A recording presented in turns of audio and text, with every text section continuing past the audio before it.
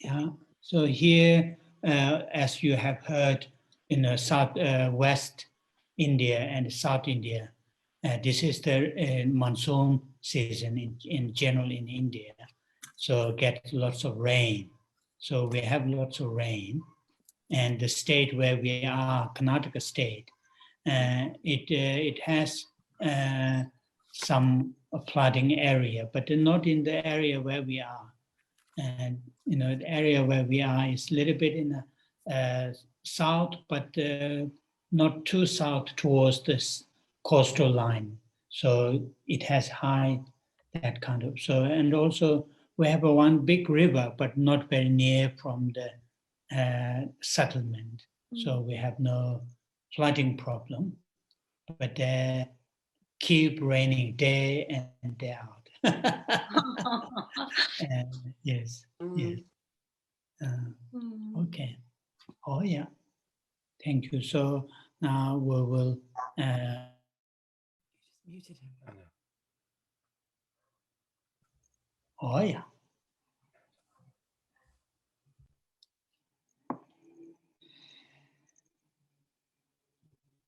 So today is the last day reading this short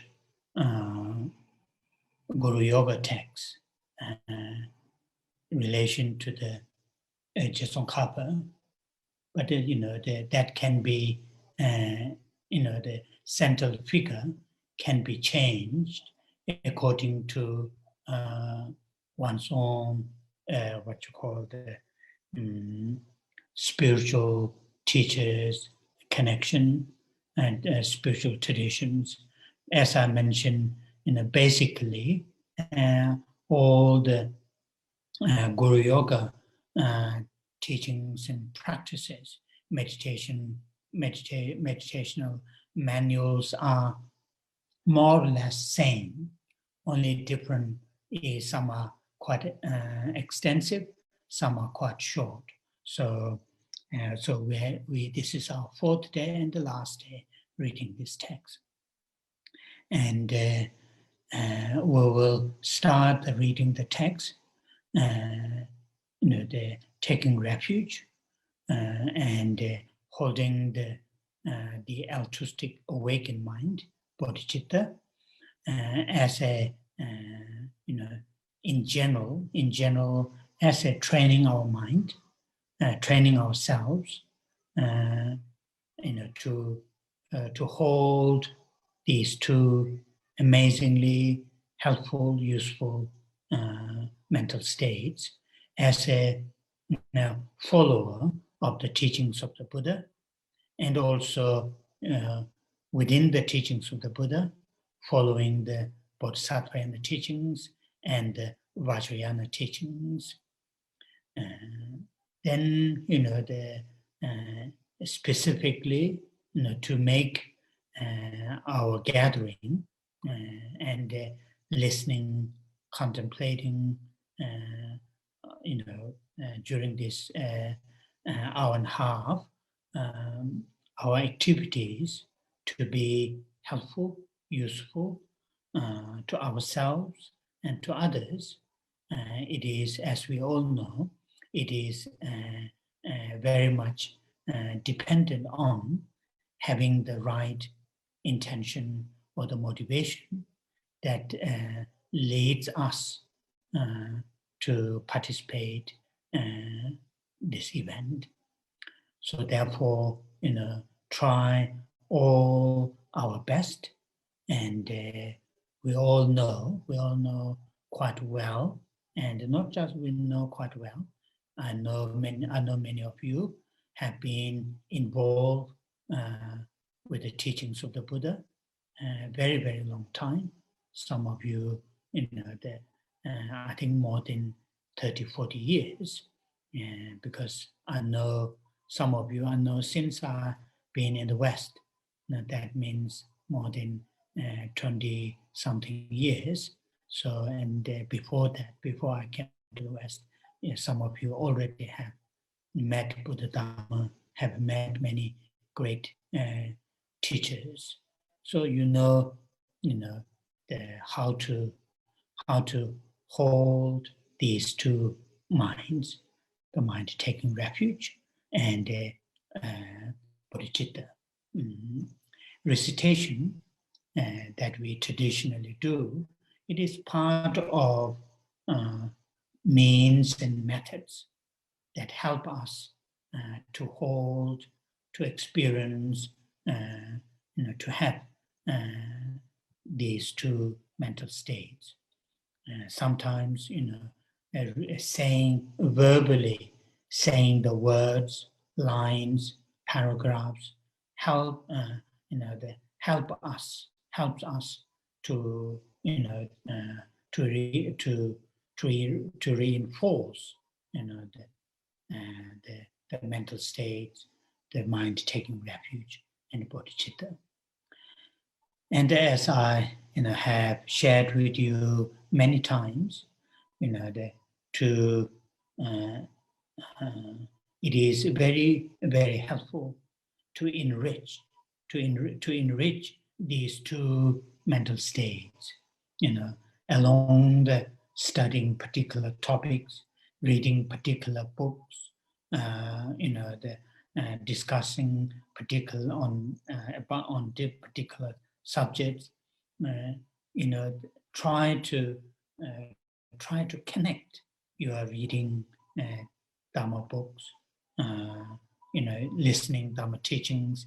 Try to connect to how can we enrich, how can we enhance these two mental states. More or less, I would say, hardly there's any any topic, any subject that we read from the Dharma books or that we listen from the teachings, from those great teachers. Hardly there's any sort of topic which not related, not connected to these two topics, the taking refuge and generating the bodhicitta.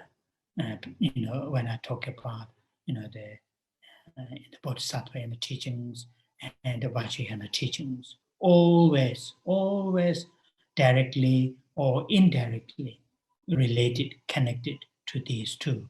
For example, when you read texts, listen to teachings on emptiness, there's a strong connection with both topics. Our understanding of emptiness, have a strong connection to enhance going for refuge, enhance that mind taking refuge. Because when we start to start to question why I am in this unenlightened nature, then immediately, if you think a little bit further, immediately answer will be because this fundamental ignorance. Fundamental ignorance is deep-rooted in my psyche, and therefore I'm in this unenlightened state. So in order to get rid of from the root of this fundamental confusion, ignorance, then wisdom, realizing emptiness, is the tool to get rid of. So then there's a strong connection to taking refuge. Also, it has a strong connection to the generating bodhicitta. When we say, I'm going to work for the sake of all living beings, all living beings I'm going to work all living beings to experience the fully enlightenment. Then again, we need to know, we have to understand, that living beings are in that state of unenlightened. And that is the reason Reason is due to the fundamental ignorance. So therefore, there isn't any topic, Buddhist topic, which has no connection with these two, uh, mental states to be enhanced, to be enriched. So, the a very, very useful. I have shared you before. One of my teachers, say said very often. If you meditate, if you learn, how to take refuge, you can learn, you can meditate all your life on this subject. And I can see very clearly why he's saying that. So therefore, not only when we are saying the lines, the 4 lines here, not only when we are, what you call doing our daily practice, but every now and then, the reading text, listening teachings, discussion, on the particular topics. Try to connect to what's the connection this topic with the refuge, with the bodhicitta, that to enhance further. So that will be very, very helpful. With that, now we will say the refuge and the bodhicitta lines together.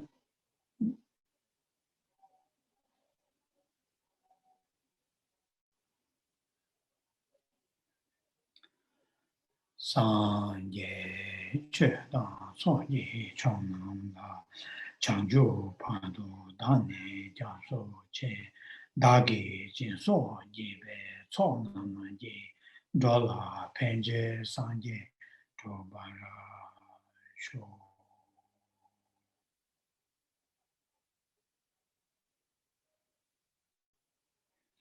Sanje che da so ye chong nam Changju pardo dane jiangso che dagi jinso yebe co nama ye drola penje sanje drobara sho.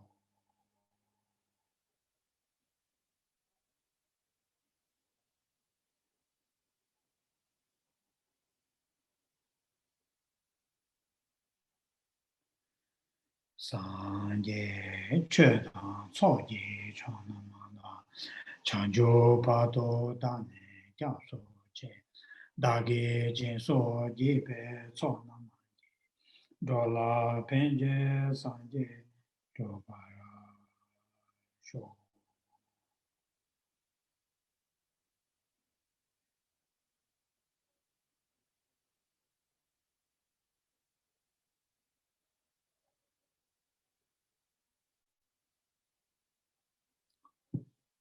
Oh, yeah.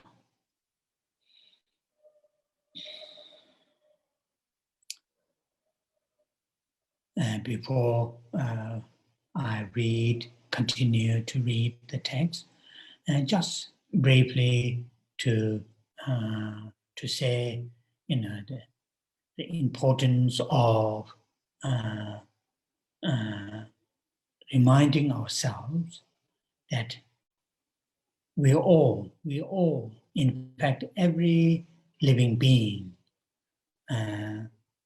possess or have Buddha nature, the seed, the potential, to experience the fully awakened mind.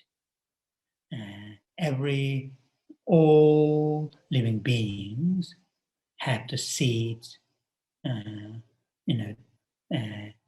himself or herself to become fully awakened being. So, that includes us. That includes us. And, this in the Mahayana teachings, in the Bodhisattva in the teachings, and the sutras, the teachings that are attributed to the historical Buddha, from the Mahayana teachings point of view, there are many sutras, sources to explain that all living beings have that seeds. And, for us, not only have that seed, that potential, philosophically we can argue what it is, where it is, and so on and so forth. But basically, we have that seed, that potential. Not only we have that seeds and potential, and this time we have this human existence, as I briefly mentioned last Sunday. Though it is not perfect, as we know from our own experiences, there are lots of challenges, lots of difficulties that we face. Nevertheless, it has tremendous potential. Internally, we ourselves have the Buddha nature, the seed, the potential, and surrounding, the historical Buddha, for more than several thousand years, many great human beings came on this planet, left many amazing, what you call the knowledge, through their experiences, through their hard work. Then for us right here and now, very fortunate to not only have these great teachings written in many different languages, in written forms. There are many great teachers that we are able to have received teachings, have connections, they teach us out of their experiences, out of their their great knowledge. So that is really something we should remind ourselves every day, every morning, when we woke up. Oh, how fortunate that I am. I'm still, in this human form, with this human mind, surrounded by this human amazing culture and knowledge, and these many great teachers, and I myself, have this seeds, Buddha nature, that due to my previous hard work and meeting these great teachers, it has activated. But I would like to what you call take further, for my own well-beings and well-beings of others.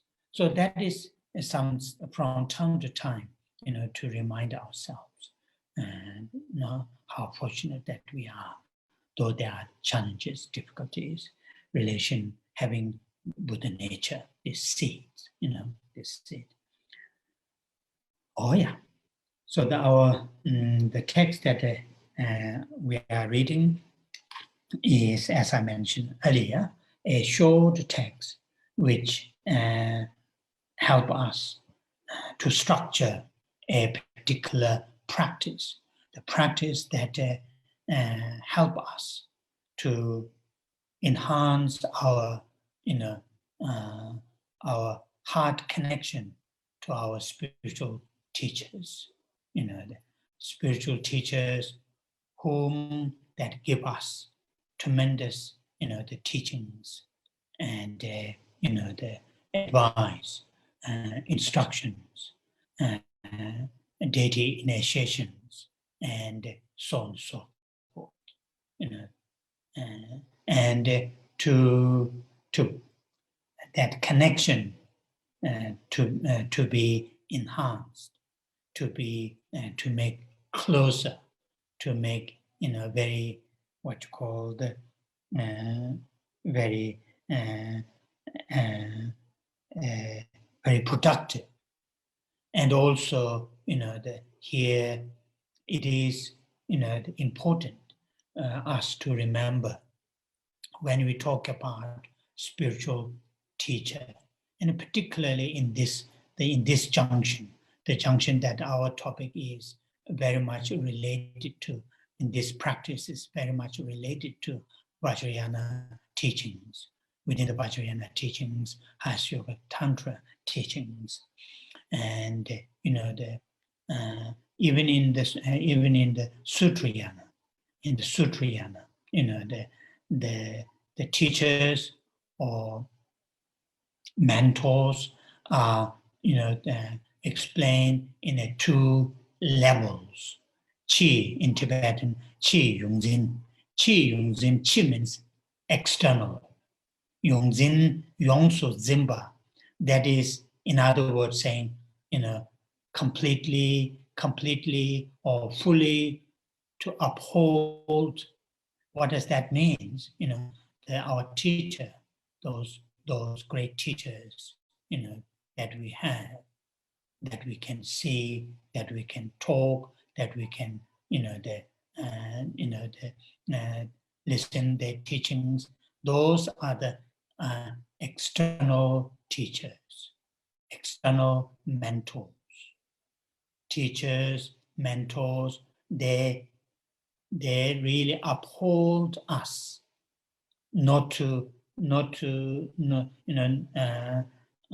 uphold us in virtues, in wholesome, in fortunate to fortunate states, and that's in Tibetan word Yongzin, and Nangi Yongzin, that is talking about inner mentor, inner teacher. Inner mentor, inner teacher, that is referring to those, such as Buddha nature that I have just briefly mentioned. And those, the realizations that we have cultivated over the years, the bodhicitta, mind taking refuge, mind understanding nature of impermanence, mind understanding nature of dukkha. Those are the inner, what you call the inner teacher or mentor, or Yongzin in Tibetan, that uphold us. Those are inner. Those are the called Nangi Yongzin. And in the Vajrayana teachings, then they are explained the third one, Chi Nang Sangwa, secret teacher, and that refers to our inner, the fundamental nature of the mind, our fundamental nature of the mind. In the Giluk, in the Giluk terminology, according to the Vajrayana, the clay-light mind, that what you call the union of bliss and emptiness, that clay-light mind, which is union of bliss and emptiness. And that is inner and the secret, what you call the teacher. So that there are these kind of things that we can also look at, along the practicing, because our cultivating, developing a positive, a constructive, a close, productive connection, a relationship with our external teacher, that will help to enhance our internal teacher. That will help to enhance the bodhicitta, refuge, wisdom realizing emptiness, and so on and so forth. And also, due to those great external great teachers, when they give us empowerment, initiations, introduce our personal meditational deities and give us the instructions how to do those, the what you call the meditations that, enhance, nurtures our secret guru or the mentor or the teacher, which is the fundamental nature of the mind, clear light. So that is something useful to remember. And this is overall before, something useful to remember. Now our reading today, last Sunday, we finished up to the verse which which help us to practice confessing the negativities. We finished there. So now, just to briefly to recall some of those preliminary practices. Taking, if you are able to visualizing, the refuge fields, then taking refuge in front of them, taking refuge, generating bodhicitta, meditating on for immeasurables. If you, if there are offerings, you can make offerings. It depends on your time, and if there's enough time, you can, with the refuge objects also, you can make offerings. That's fine. So that is the preliminary. And after preliminary part is done, then the actual meditation, actual Guru Yoga practice. And in this case, invoking, the Geshe Tashi and his two main disciples. Then that is the first part. That is which is called merit field. Merit field. In this case, Geshe Tashi and the two disciples. And then the actual practice here, after the invocation and visualization, then the first verse is, in this order. First verse is, the requesting to the teacher to stay long time with us. Then the second is the prostration. Third is the offering. And fourth is confessing the negativities. So up to there, we have finished up to here. Now then, today's our reading is the verse out of the 7 practices, and the 5th one, that is the rejoicing.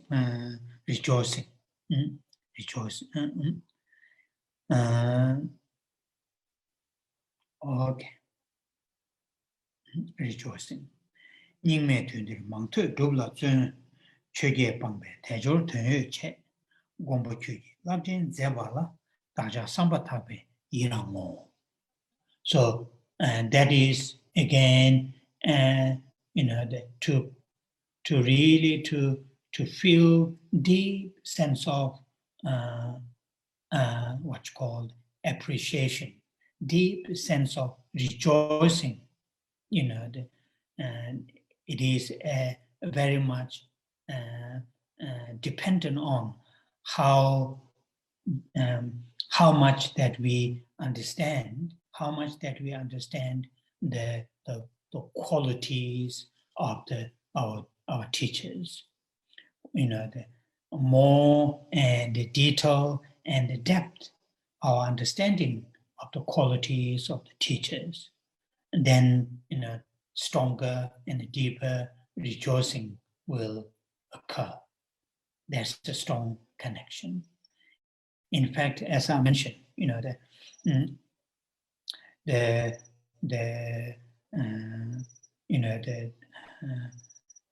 to cultivate deep sense of conviction, or in other words, another terminology is faith in one's own spiritual teachers, mentors, gurus. It has a strong connection to how much that we understand their great qualities. Deeper, stronger, and detail that we understand their, the qualities, stronger and deeper faith or conviction will grow. There's this strong connection. When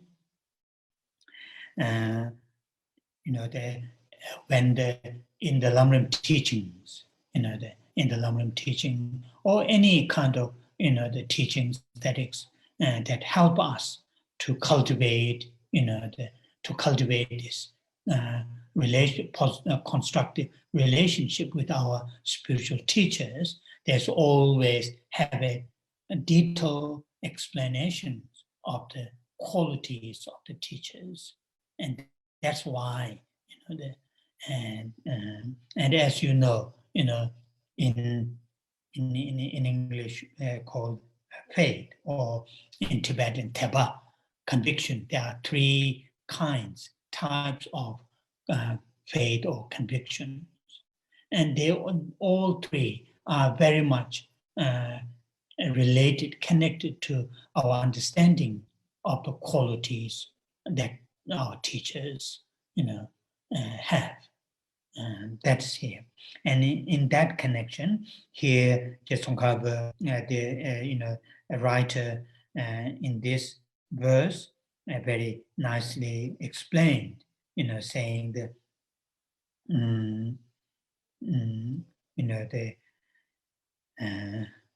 you strove for much learning and practice in this degenerate age. So,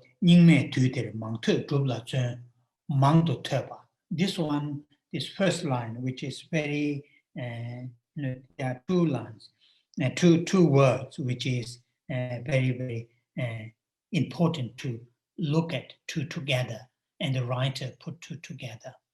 I'm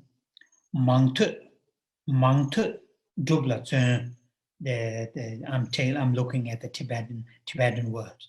Mangdo Terba, that means you have learned a lot.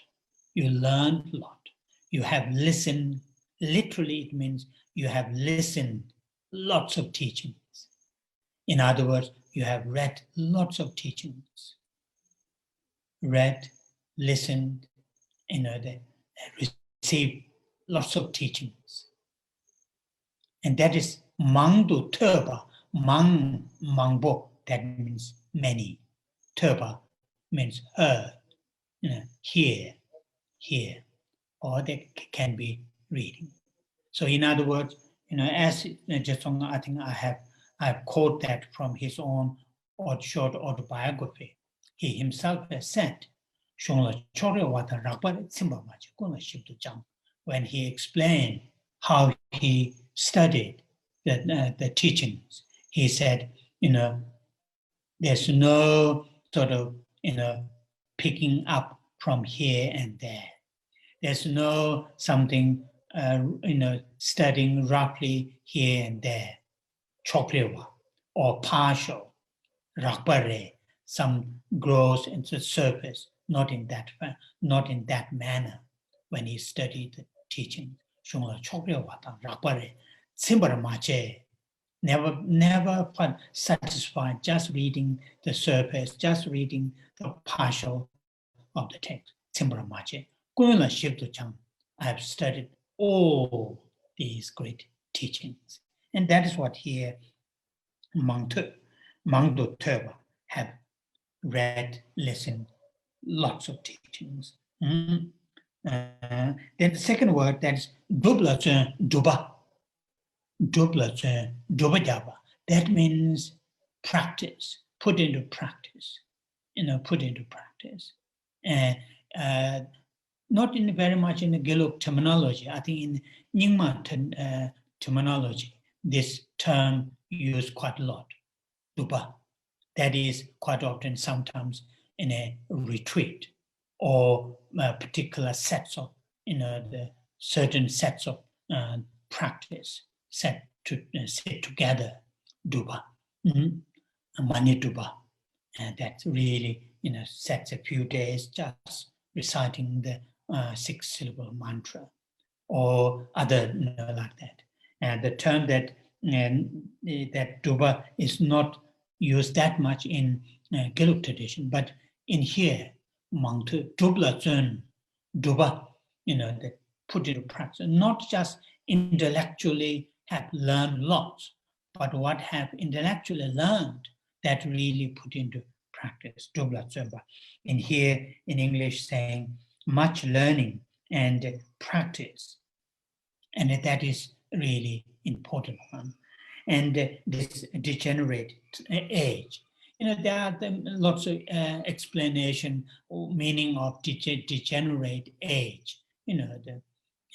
According to the Western evolution, we are not degenerating. We are getting more and more knowledge, and learning more and more. Our brain cells are reaching more, connecting more and more. Our early ancestors, their brain cells are less connected. Our brain cells are more connected.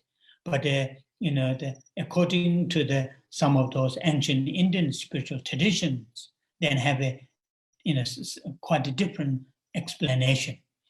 So I will not go that degenerate age. And this zun, in here they translated store, in other words, put into practice, put into effort, really put effort. And that is really something important, and it's Geshe Tashi, if you read recently, published, beautifully written Jimba Tubin Jimba's, this biography of Geshe Tashi, then you will see. And you can also tell, we can also tell, he passed away when he was 64, I think, 61 or 64, I think. But the work that he has done, and many of you have heard us keep saying that there's no Google, there's no library, there's no e-book, there's no electricity, and there's no running water, there's no supermarket to go and buy, ready-made food, nothing. Even just if he wants to make a cup of tea, has to go and patch the water quite long distance. So that is, and if you look at his work, there are 18 volumes, and all are really something extremely important philosophically and practically. So that is here, and this effort is really something.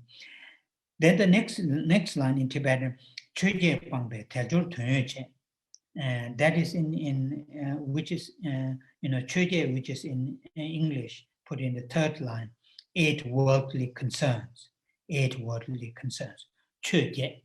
So 8 worldly concerns, which very often you come across, These also 8 worldly concerns are also taught by like Nagarjuna. In one of Nagarjuna's writing, there's a verse,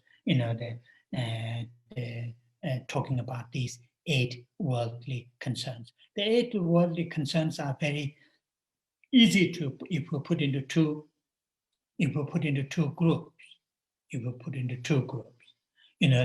The first group, that something, for we are happy that something if we gain. And 4, we are unhappy if we not gain. So it is very easy to, to look at what is, to understand 8 worldly concerns. Though these are constantly happening in our daily lives, every day, these are, we are keep repeating 8 worldly, activities, but we are not pointed finger to ourselves, or this is, why they are called 8 worldly concerns. Why is called Ganden Hla Gyama, Ganden worldly. In other words, why they are called 8, worldly concerns. In people who haven't connected, people who are not connected to the Dharma, their main concern is this. People who are connected to the Dharma, these are not really the concern or the worry is in a different state. So the worldly people who haven't enriched their mind with the Dharma, then when they are praised, job they have done, when they are praised, they are extremely up in the on the moon. That is, but as a practitioner, as a Dharma practitioner, of course, we should acknowledge if we have managed to do something good, but not really that kind of exaggerated, what you call the kengba, in other words, negative pride, arrogant. That is here, and the other side, never, if we are sort of criticized by somebody, completely feel very much, what you call the depressed, completely annoyed, completely lose our temper, but not having that kind of those two attitudes. That good things that we are able to do when people praise us, acknowledge that, but not to have a negative pride.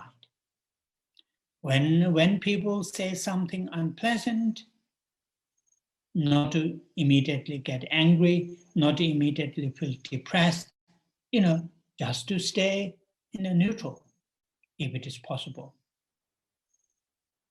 The nyeba da ma nyeba, or deba da meba, or nyeba da ma nyeba, what we have gained, what you call the happy or unhappy. When we are happy, then we are very up there, not in that manner. If things are going well, just acknowledge that, but not really in a form of arrogant, form of negative pride. When, when we are not physically well, when things are not going well, understand law of cause and effect. Of course, we should seek any means and methods to ease the difficulties, but not to feel completely depressed or low, have that kind of understanding. And when we gain something, for example, material gain, fame, gaining, name, but again, not having that kind of very arrogant, negative pride. Acknowledge, but what you call the when what you call the minyepa, when we don't get what we want, but again, not to feel depressed. Search the means and method if we really need. So those are the 8 worldly concerns. In other words, particularly our gains, our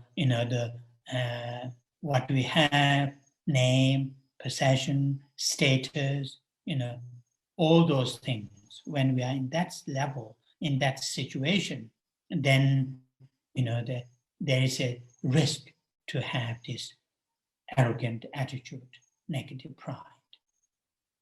But when we're when we're facing difficulties, we are not getting what we want, people criticize us, physically not well, but again, not to feel completely depressed. Yeah. So that is here. Jigden Chuje. And then and made your freedoms and in freedoms richness meaningful, so that the Geshe Tsongkhapa's the precious human rebirth has made very meaningful. So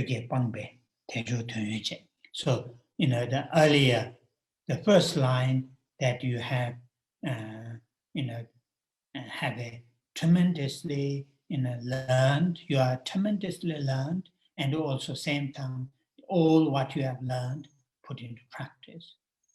And also all these things and not related, not connected, not polluted by the 8 worldly concerns. Therefore you made your precious human rebirth very meaningful. And that's what here Tejo Tönyeche Gombo Chuji Lakchen Zabala. So the last line, Savior, we sincerely rejoice in your extensive deeds, extensive deeds, Gombo Chuji Lakchen Zaba, great deeds, very meaningful, very purposeful deeds, that we rejoice. And the rejoicing, as you know, when we are really able to rejoice the good qualities of, in this case, our teachers, and learn to rejoice good qualities of the others, that will really help, really help. Many of us having very, very difficult to rejoice having good things, that others having good things, and that is here extremely good practice. So that is this verse. Then the next verse is the sixth one, and that is requesting the will of Dharma. Jizun Lama Tsongkhapa Guru Chugu Kala Kenze Den Tigne Chidar Zambe Duja Zimala Sabje Chugi Chawa Abdo So. So this is creating causes and conditions that we continuously to receive teachings, the teachings from our great teachers. Jizulama Tamba Ket Namki. So here, there's this kind of plural because there are 3 figures in this case, Geshe Tashi and his 2 disciples.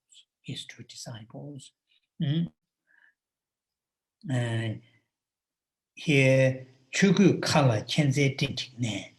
Chugu Ka in the second line in English, wisdom and compassion in the sky of the Dharmakaya. In the sky of the Dharmakaya, if you remember, maybe in the second day when we are reading this, I explained a little bit about in the space, in the sky, the significance of sky. It is not just space, empty space. It quite often it represents, or the significance is the empty of inherently existence. And here Dharmakaya, the Dharmakaya that which I mentioned briefly at the beginning of today's our gathering, the Buddha nature, that although philosophically there are some different interpretation, but overall, every living being,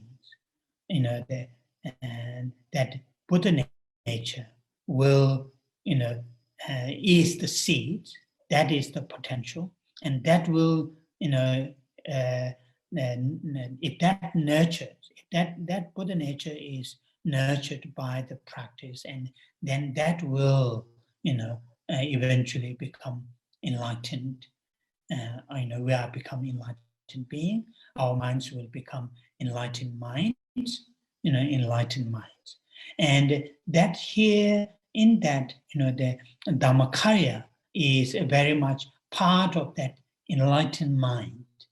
Enlightened mind, which is, the embody, which enlightened mind, which from that all the Dhamma, all the enlightened activities are what you call performed or are manifested. And that is what here this, saying, perfect, pure, holy Guru, from the blowing clouds of wisdom and compassion in the sky of Dhammakaya.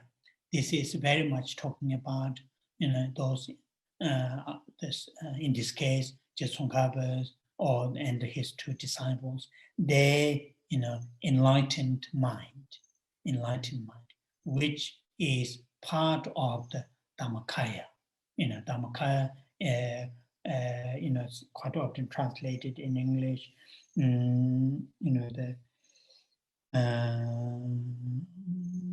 anyway, it's not coming now. Please let fall a rain of profound and extensive Dharma.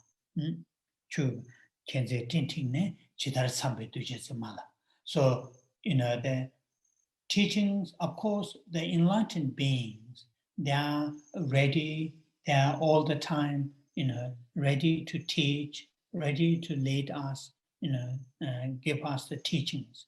But our side, from our side, making that connection, making that request, as some of you have heard, when the historical Buddha, was after his enlightenment, there was a time not giving teachings, some 40-something days. And the reason, there's a significant, one of the reasons is because, there wasn't a request. There was no request to give teachings. And that kind of interdependent, that kind of interdependence is something important in here. From our side, those enlightened beings, those compassionate, great teachers and gurus, they can give us teaching and so forth. But from our side, have to create the courses, and that is this verse, requesting Sabgechu Charpa Abdu. This upon the this Chitar Tsambe Dujesimala in Tibetan in second line, and in English in third, in the fourth line. This is quite important and useful term. Chitar Tsamba in Tibetan. Chitar Tsamba, that means according to my mental dispositions, according to my levels. Chitar Tsamba. For example, quite often, and that word is used in the colloquial Tibetan colloquial language. When we are measuring clothes, or measuring the shoes size, and that is what tsamba. Is it right? Is it size is right? And this is what here Chitar Tsamba. Chitar Tsamba means according to my mental dispositions, according to my mental levels, give me the teachings, or profound and extensive. And that is really something quite important words that this afternoon when I was preparing leading the class. Because many of us want most profound, most the sophisticated, most holiest teachings. That's what we all want. And this is that attitude, that manner is, we are making the same mistakes that we make in the worldly things. In the worldly things, we want the best, most expensive, most elaborate. Then we are caught up in these mistakes, anxieties, concerns, worries, depression, and so on and so forth. And the same kind of attitude, if we take that same attitude, manner, to Dharma, I want the most, profound ones, most sophisticated ones, most secret ones, and most all those, then make mistakes. And this is very clearly indicated in here. Chitarat Sambe, they need. Okay, so that is the very, the useful practice. Ourselves to create, courses to receive teachings, if ourselves don't create the courses to receive teachings, then to make a noise, clapping hand noise, there must be two hands. One hand alone, palm alone will not make the clapping noise. No matter how that one hand is good, perfect, strong, flat, to make a good clapping noise, have the both hands. And it is same in here, to really, this is a very important practice. And so now we are in the last one, which is the dedication. Out of the 7 practice, which is the dedication. Dagi chini sabbe gyawa di, tenda gowa kuna kampendang, chebarajizun, losa chakwayi, tembe nyingburin, serje sho. And this verse is, because the entire text is written by this great teacher called Dunakpa Pandan Sambo, and here his dedication, he making the dedication and saying, may whatever virtue I have collected benefit the teachings and all the transmigratory beings. These two, benefiting the teachings and all, tendang, in Tibetan, there are two syllables. Tendang dowa, which is quite, not in a very complicated in here, in English, but in Tibetan, just in two syllables. Then, Demba, that is teachings. Do, doa, that is living beings, sentient beings. Or here, transmigratory beings, sentient beings. So, very, very, interesting. It includes, both the teachings and the living beings. Not just I dedicate all my virtues, all my goods to enhance or to Dharma teachings to stay long, but also not say only to benefit to the sentient beings, to bringing both. And this is a very common statement in the Tibetan traditions. When make some form of general dedication, then the companion. So this is something quite useful for us. Sometimes when we dedicate our virtues, some of the some dedication verses are very nicely, captured almost everything, but some are very specific. Dedication verses are very specific, but here they put it both in the second in Tibetan, benefit teachings and all the transmigrated beings.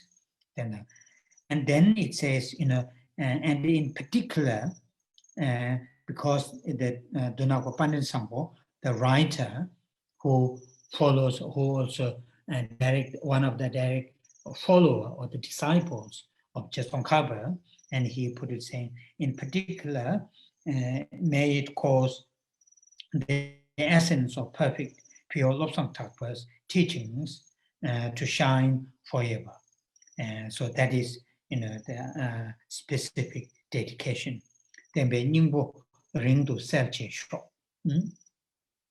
So that is the last part of out of the 7 practice. So visual invocation of the root gurus, and in here, Geshe Tashi, of course, we can replace our our root teachers or gurus, and that's up to the individual, And here the main practice after the invocation of the merit field, the root guru, in here Geshe Tashi and his 2 disciples, and then the main practice is 7-limb prayer. 7-limb prayer. That is here. Then there are the other practices you can do, such as a mandala offering. Other practices can be performed. It is up to the individual's time. For example, if you're going to do mandala offering, you can do at the right after the long life, or right after the requesting the teachings. Just we read this, the request to turn the wheel of Dharma. If we are practicing, creating the courses to receive teachings, and our mandala offering is part of that, just do the mandala offering at that part. If our mandala offering is, to create to our teachers, our gurus to stay long time, long life, then in this case, right after the first verse, after the invocation, and then the first verse is, the long life there. Or if our mandala offering is part of offering, then do after the offering verse. It is up to the individual where your mandala offering is, focus. Though the offering is the same, but it depends on where we are focusing, where we are focusing. If our teacher or a particular teacher is not well, if we want to, focus your practice to that teacher to live long life, your mandala offering can be focused in that part, in that after that verse. It is up to the individual. So they are like that kind of practice. Now then the dedication. Now then here we have the people who have the text that Peter and Trisangma put together. Now then we have the Mixama mantra. And this one is called mantra. It is not really mantra as written in Sanskrit, because it is put it as a mantra, because the most of the in the Tibet, in the Tibetan Buddhism, most of the things that we repeat again and again and again, and they are called mantra, and that's why here called the mantra. And so first we look at into why it's called Mikzema. Mikzema, the term that the name or the title of this here there might be 6 line, 6 line, but the original one, the first one has only 5 lines. So there are 5 line Mikzema, there are 6 line which is here, there are 9 lines, and there are several versions. But the original one has 5 lines. That means not this in here, not the first line, which is called Ngodukundu Tuan Doji Chang. In English, Vajradhara, hold of sages.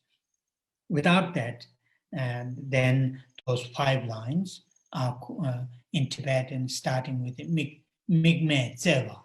So this 5 or 6 line prayer itself is called Mikzema. So why it's called Mikzema? Mikpa Meba. So just take it the first first 2 syllables, first 3 syllables from the first line of those 5 lines. From those 5 lines, first line, from the first line, 3 syllables put together, then it is called Mikzema.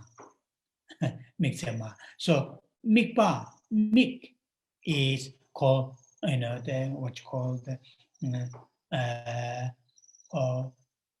focus or object. It can be called object. Mik me, that means objectless. That really refers to emptiness. Really refers to emptiness. And tsewa, that compassion. Tsewa, compassion. So because at the first line in Tibetan, this first 3 syllables, mikme tsewe. So from the first 4 syllables put together, then mikze ma. So I'm just talking about the title of this prayer mantra. It's not that important, but so now this is there are 6 lines in here. You can do 6 lines or you can do 5 lines. Original one has 5 lines. That means the first line is not there, which is in Tibetan, Mudu Kunju, Tuang Doje Chang. Mingme Sewe, De Jin Chen Sik, Time Timbe, Ongbo Jambe Yang, De Wong Malu Jomse Sangwe Da, Kanjin Kebe, Zugin Tsongkhapa, Losang Tabe Shabla, Soa De. So this is, the supplication, recitation, supplication to Geshe Tsongkhapa with these 5 lines, or if you added the first line, then there are 6 lines. So mainly, saying the qualities of the Geshe Tsongkhapa,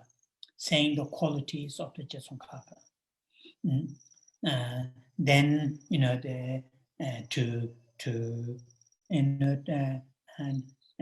supplication is made. Supplication is made by saying, remembering, recalling the qualities of the Geshe Tsongkhapa. And in this, now I'm going to go 6 lines. The first line, it says, Vajradhara, Lord of sages, source of all realizations. So there are several different ways to explain these lines. The explanation that I'm going to make these lines, I'm going to make in the Geshe Tsongkhapa, in this case Geshe Tsongkhapa, or if you put your own root guru, your root guru is like Vajradhara. Vajradhara, Lord of sages, source of all realization. So your root guru that we have visualized, in this case, Geshe Tashi is, from the qualities point of view, is like Vajradhara, the source of all the realizations, like that. Then the second line, the Avalokiteshvara, great treasure of non-objectifying compassion. So Geshe Tashi is like Avalokiteshvara, the deity Avalokiteshvara, who has great treasure of non-objectifying compassion. So non-objectifying compassion, which I've just mentioned earlier, compassion, great compassion can be, look at in, we can cultivate great compassion simply seeing the suffering of the living beings, then draw great compassion, cultivate great compassion. On top of that, we can cultivate great compassion, not only seeing the suffering of the living beings, but also understanding the living beings, conventional nature, such as being impermanence, being nature of dukkha, that is, and compassion is enhanced or is expressed, felt, not just seeing the suffering, but also seeing, understanding that, the further than the suffering, but seeing the nature of impermanence, being in samsara, being in, this unenlightened nature, and being in under the power of, what you call the afflictions, seeing that. Then also going further, seeing the living beings, their fundamental nature, their ultimate nature. Though they go through, lots of different kinds of suffering, different kinds of difficulties, they go through this, but yet they are not intrinsic, they are not inherent, they are not, what you call, in and of themselves. They all are absence, empty of inherent, so seeing that nature, then cultivating compassion. And that's what here, this word is very much relevant to this, saying great treasure of non-objectifying, the compassion. So saying, Geshe Tashi, you are like Avalokiteshvara. You possess this, great treasure of non-objectifying compassion. Manjushri, master of stainless wisdom. Geshe Tashi, you like Manjushri, that you have this, stainless wisdom. The Lord of Secrets, Vajrapani. Geshe Tashi, you are like Vajrapani, the destroyer of the entire host of obstacles, maras. So we can interpret in that way, or we can interpret you are saying you are the Lord of, just you, this refers to Geshe Tashi, you are the Lord of sages, source of all, you are Vajradhara, you are Vajradhara, Lord of sages, source of all realizations. You are, this refers to Geshe Tashi, you are Avalokiteshvara, like that. We can look at that way. It is up to us. There are different masters have a slightly different interpretation. Either the first interpretation that I mentioned, saying you are like Vajradhara, source of all realization. You are like, the Avalokiteshvara, have this great compassion. You are like Manjushri, because you have this. You are like Vajapani. We can say that, or instead of saying that, you are Vajradhara, you are Avalokiteshvara, you are, the Manjushri.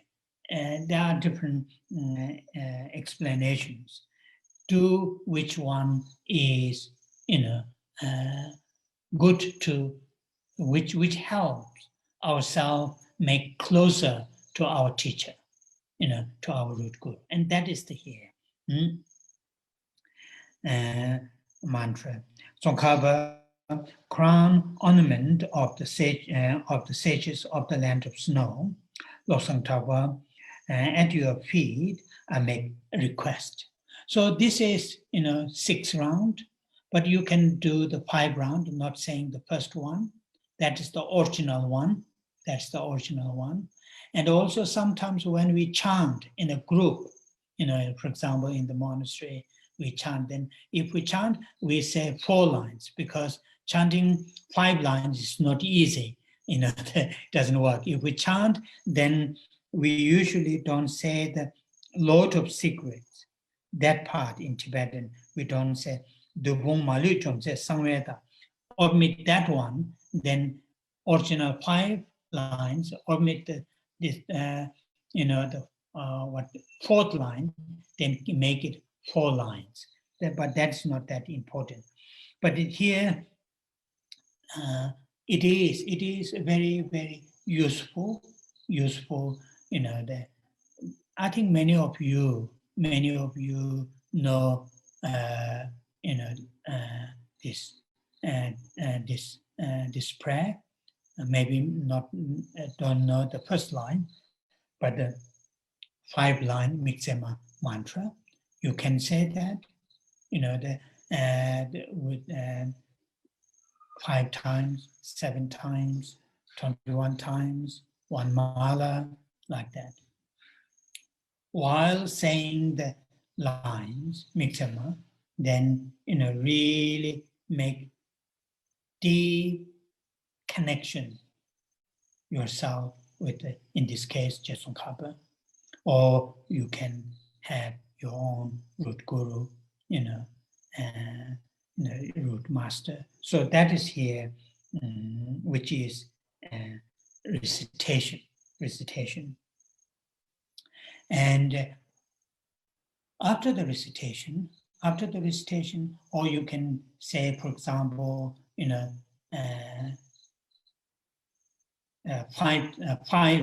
5 times, then you can visualize from the Geshe Tsongkhapa, in the aspect of light or nectar descending upon you, and imagining that you receive, the vast initiations. But here the initiation is what is called, initiation in a form of blessing, not the full 4 initiations, but the initiation in a form of blessings.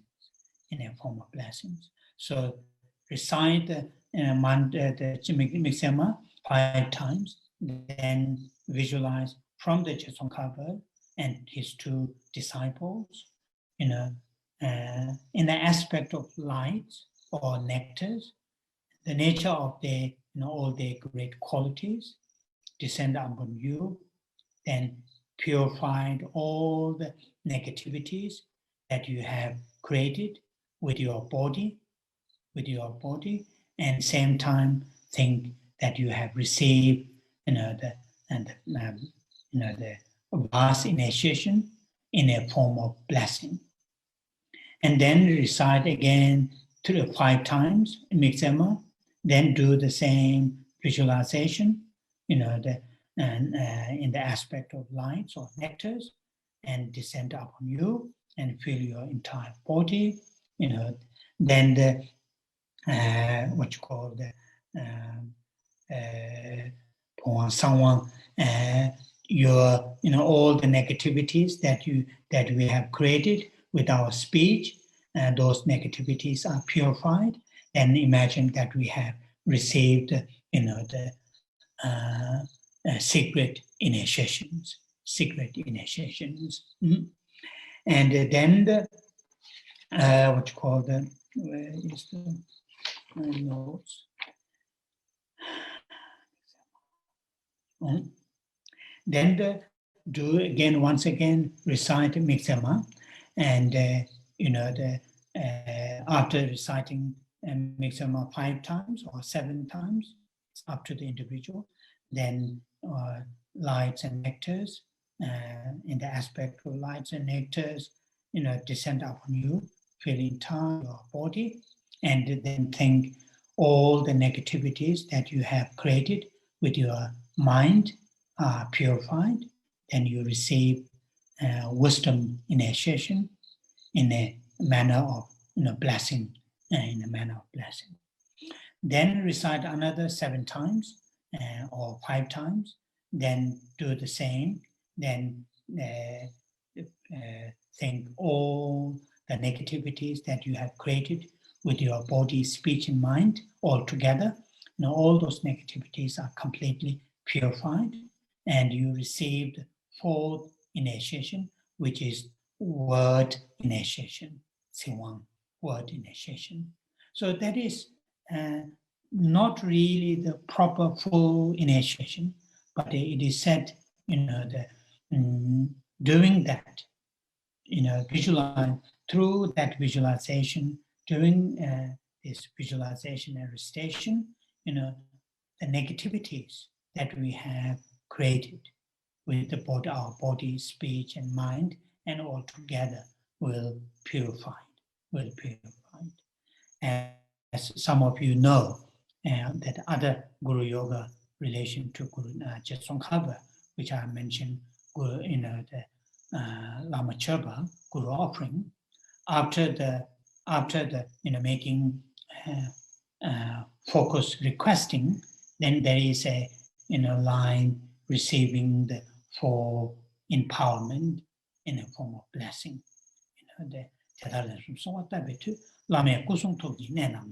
So saying, by requesting 3 times, in this case, saying the Mixama, 7 times, due to that, here is slightly different, but it's the same. From the 4 points, from the 4 points of the Guru, crown, throat, mind, and navel, from the 4 points of the Guru's place, place. The nectars, white, red, dark blue, blue, individually, one by one, and then all together, then dissolving our body, speech, and mind, and all together. Then it says, Geshe Tashi, purify the 4 negativities, that is body, speech, mind, and all 3 together. Geshe Tashi. Namda Wangshito received 4 empowerment, the vast empowerment, sacred empowerment, and what you call the wisdom empowerment and word empowerment. And that is something quite powerful practice to do, that is the, so then at the end of that, you can visualize, you can, meditate on the, after thinking that all the negativities are completely purified due to receiving for empowerment. All the negativities are completely purified. Then, thinking what's called staying in a form of completely what's called quiet and still mental state, without any an analysis, without any visualizations, anything like that, but simply staying still and trying to experience your nature of mind, your nature of mind. There are different meditations that we can talk about, to do that. But that is one thing. But then also you can meditate after you start to experience stillness, that kind of complete stillness, quiet stillness, yet very clear, very fresh, your mind state. Then you can do a brief analytical meditation. What that nature of the mind, what is the nature of that mind? This that stillness, clarity, very fresh, very fully, in the nature of full awareness. And what is the fundamental nature of that awareness? Then doing short analysis, then trying to meditate on empty nature of that pure awareness. The pure awareness is also empty of inherently existence, and meditating on that, and then placing your mind with that nature is also very, very helpful meditation. Okay.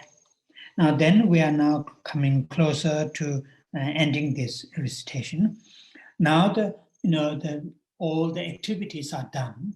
Now the dissolution, dissolving this case, Geshe Tsongkhapa and his two disciples, and the seeds where they are sitting, dissolving, and gradually they dissolve upon us, and they come, to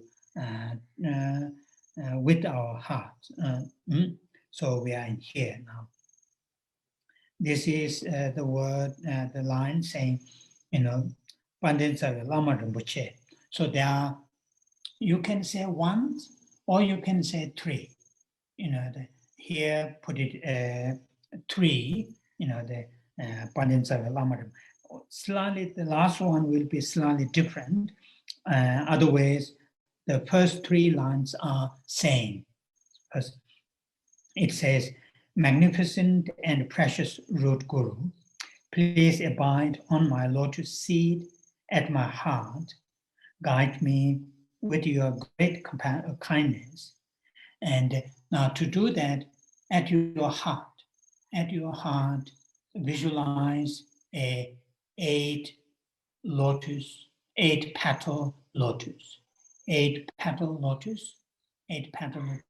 which is open, and then you are now requesting to what you call, in this case, Geshe Tsongkhapa and his two disciples. But if you say just Geshe Tsongkhapa, so the saying the magnificent and precious root Guru, please abide, Dagi Ninkar. So at one's own heart. So doing that, to do that first, really to dissolve the seeds and the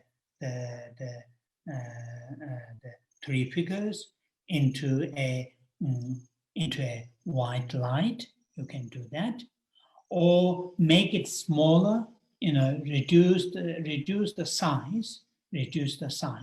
But to me, it's much easier to dissolve them into a white light, and that white light really descends from our crown through the central channel, then reach our heart, and that really white light, which is the the nature of root guru, in the aspect of white light, which is on the lotus petal. This is what what I found quite easier, but you can do just the entire image, make it smaller, smaller and smaller, then descend through our crown, our crown, the central channel, then abide at the heart, on the lotus.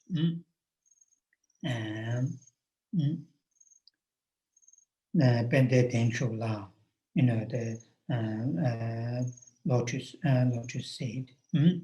Heart, guide me, with with your with your great kindness, and grant me the supreme common realizations.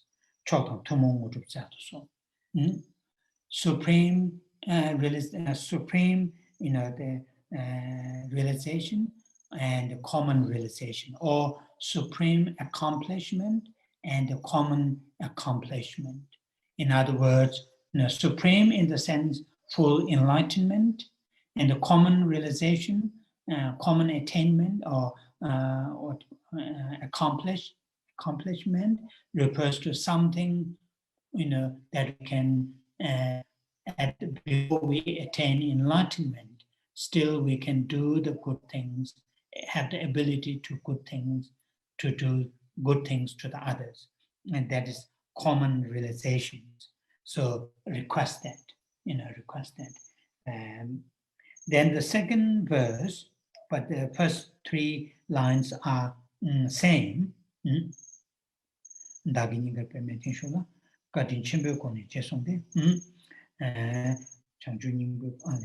Sorry, seems I jumped.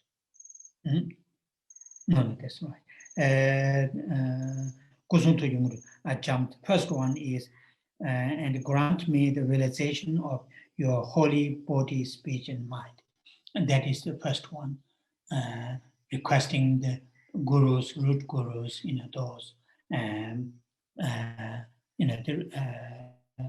blessing to have the similar realizations of your holy body, speech, and mind. That's the first one. And the second one, which I already mentioned,